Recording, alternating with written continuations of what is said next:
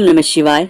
हर हर महादेव। आप सभी का ओम काला चैनल में बहुत स्वागत है। दोस्तों, आपको कौन सी धातु की अंगूठी पहनना चाहिए, क्योंकि अंगूठियों का हमारे जीवन में बहुत योगदान है।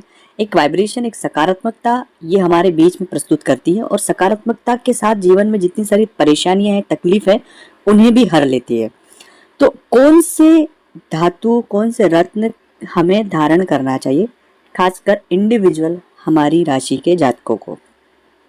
लेकिन एक बात मैं आपसे शेयर कर देना चाहता हूँ कि ये तीनों श्रेणियां हैं कि आपको कब धातु और कब रत्न पहनना की आवश्यकता है। सबसे पहली कंडीशन होती है कि अगर मान लीजिए आप बहुत बुरे दौर से गुजर रहे हैं, आप चाह कर भी चीज़ें अच्छी नहीं हो पा रही है, सबसे पहला रीज़न वो।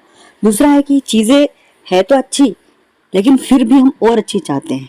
और तीसरा है कि हमारे मन में एक डर बना रहता है कि आने वाले समय में सब चीज़ें खराब हो गई तो हम क्या करेंगे, चीज़ें परेशानी में हो गई तो हम क्या करेंगे। तो ये जो डर है, ये प्लस अपनी संतान के लिए, प्लस अपने दाम्पत्य के लिए, प्लस अपने जीवन में एक बहुत बड़ी सकारात्मकता क्रिएट करने के लिए इन धातुओं का, इन रत्नों का हम प्रयोग अपने जीवन में कर सकते हैं। वो कौन से रत्न हैं, कौन से धातु, हम विस्तार पूर्वक इस वीडियो में चर्चा करके बताएंगे। और मेरा एक निवेदन है आपसे कि आप इन्हें अपनाएं, आपको 100% फायदा जरूर मिलेगा दोस्तों। लेकिन मैं आपसे एक छोटा सा निवेदन करना चाहता हूं कि अगर अभी तक आपने चैनल को सब्सक्राइब नहीं किया है, चैनल से नहीं जुड़े हैं, प्लीज़ आप चैनल को सब्सक्राइब करके जुड़े। कमेंट्स में भोलेनाथ का कोई एक नाम लिखे। साथ ही साथ आप सबसे एक निवेदन है कि अगर आप चाहते हैं अपनी कुंडली का विश्लेषण हमसे फ्री में करवाना, स्क्रीन के ऊपर हमारा ईमेल एड्रेस चल रहा है। अपना जन्म तारीख, जन्म समय, जन्म स्थान और प्रश्न, जिस प्रश्न के बारे में आप जानना चाहते हैं, वो आप मुझे मैसेज कर दीजिएगा। मैं अपनी ओर से फ्रीली आपको जवाब दूंगा, कोशिश पूरी करूंगा मैं।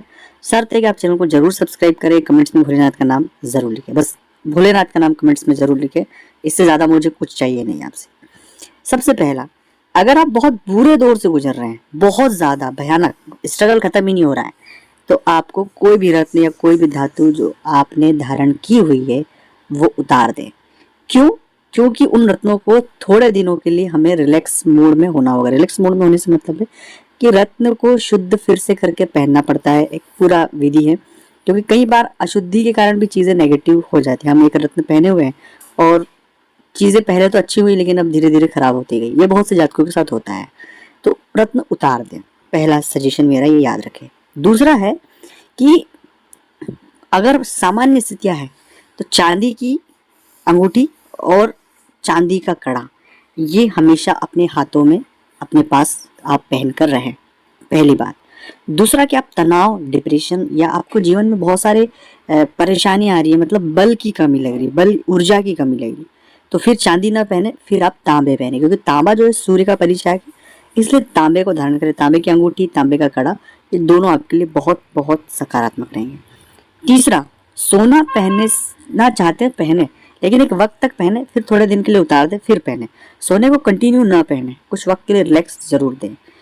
अब रही बात, बहुत बुरा दौर है तो भी सोना उतार दे। महिलाएं पहन सकती है क्योंकि उनके श्रृंगार का साधन है, लेकिन उतना ही पहने। अगर हो सके आर्टिफिशियल पहन पाए तो बहुत ही अच्छी बात है, सोना हो तो उतार दे। अब रत्न, कि कौन सा रत्न हम धारण करें। कोई भी रत्न आप धारण ना करें बुरे दौर में, मैंने ये बात क्लियर कर दी।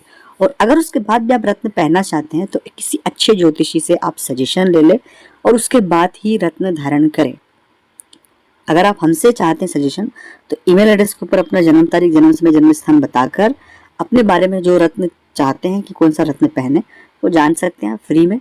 और आप वो रत्न खरीद कर पहन सकते हैं आपके हिसाब से। हम रत्नों को ना बेचते हैं, सिर्फ रत्न का सजेशन मैं दे सकता हूँ। ये बात पहले ही मैं क्लियर कर देता हूँ। ओम नमः शिवाय।